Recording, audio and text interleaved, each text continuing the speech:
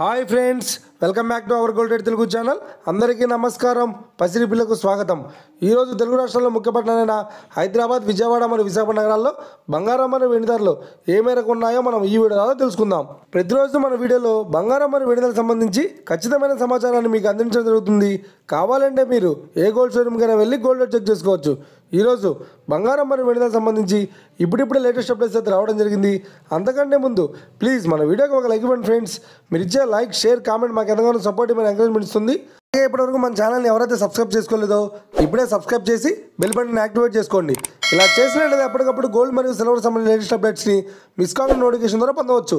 ఇక వివరాల్లోకి వెళ్తే ఈరోజు బంగారం మరియు వెండి ధరలు ఎలా ఉన్నాయంటే, ఆంధ్ర మరియు తెలంగాణ బులియన్ మార్కెట్లో 1 కిలో వెండి ధర 1,07,000 రూపాయలతో సేల్ అవుతోంది.